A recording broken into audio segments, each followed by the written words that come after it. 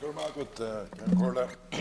I want to thank Thomas Pringle for the opportunity. First of all, I want to say that I support the motion. I suppose the first thing to say that over since Thursday, Friday, Saturday and Sunday, I want to thank the farmers that we met in different places, and indeed I must say there was one meat processor that met us on Sunday.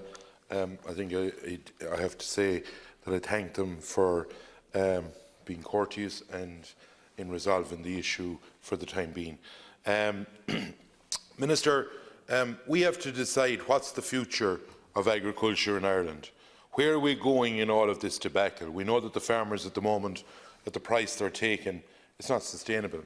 And unfortunately, in a lot of the parts of the country where you have the beef or you have the suckler calf, the land wouldn't be the quality that you could use for probably dairying, and you have a lot of farms that they have out farms in different places, small plots of land not that great in quality, and it's the only way of life that they can do at the moment.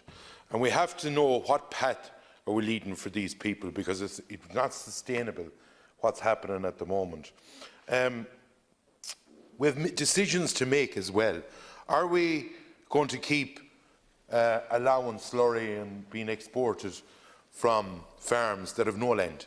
Are we going to keep at that? The cattle are in behind barriers all year in feedlots? Are we going to allow it, be it in the beef or the dairy, that slurry is going to other farms? Because I was always brought up with an idea that you farm the land you have.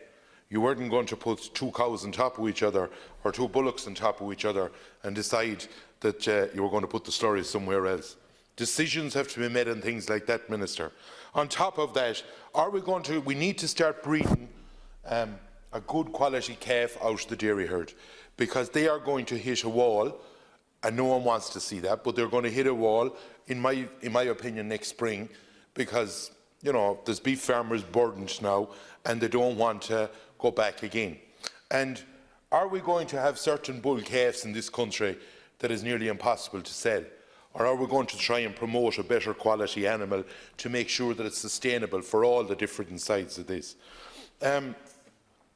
We also need to make sure, and I know that exports are up and we welcome that, but we need to look for exports for the heavier cattle and for the stores and for the weanlands as well, to make sure that it's sustainable.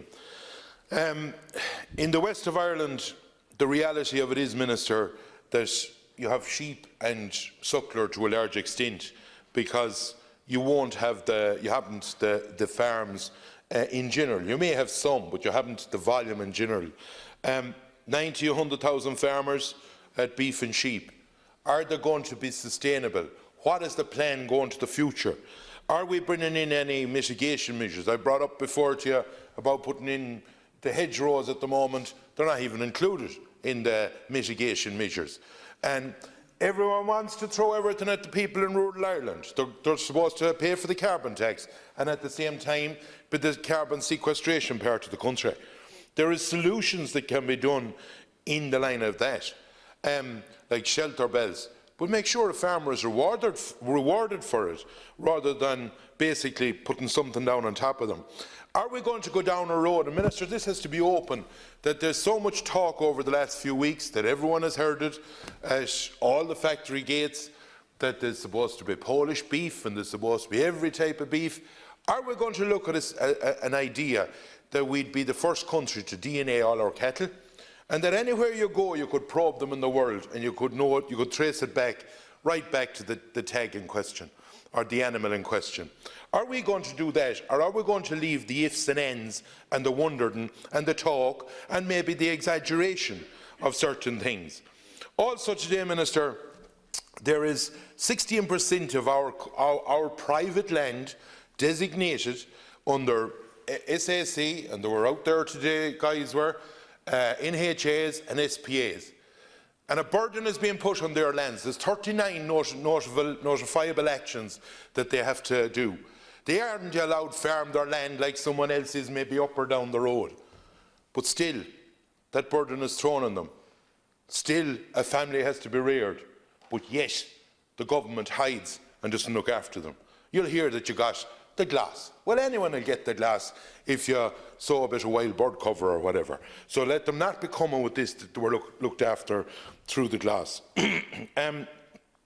We have got to make sure that they are looked after. In the line of the bales, we need Europe as a whole, not even alone Ireland. Europe as a whole has to decide, are they going to keep this drive for low-cost product? Are we going to be trying to keep bringing in stuff from Brazil we see, it was highlighted before, the type of traceability that's used? Or are we going to decide that we will give a proper traceable product at a proper price? And the other thing, Minister, that's alarming, and the factories, when you talk to them, they'll tell you, we had 78% of our cattle 15, 16 years ago that were R and U grade cattle. We are now gone down to 48%. And that shows that we aren't producing the quality animal. Have a look at the Italian market. Have a look at some of the markets, or even talk to the dealers when they go into a mart. They'll pick a penny cattle out in a few minutes, and that's it, when they're looking for E's or U's, and even R's in grades. So we have to make sure that we're going to decide, have we a path for these people, for these families? Because it's more than a farmer, 80 or 100,000 of a figure. It's probably 2.45 people right around in rural areas that doesn't have a lot of different alternatives. And if we keep neglecting them and ignoring them, pull a dog's tail off and enough they'll bite back. And we either decide that we put a clear path forward, not a jungle of that we think that we're going to leave at a theme park. We have got to have clear paths of where we're going. We have got to make sure that under the 12 or 13 billion in exports, that we keep people going at that, or our exports will fall down. We have got to make sure as well that the next generation is brought forward in farming the land, and maybe there's other things we can look at, but we have got to make sure that we put a clear path forward. Thank you.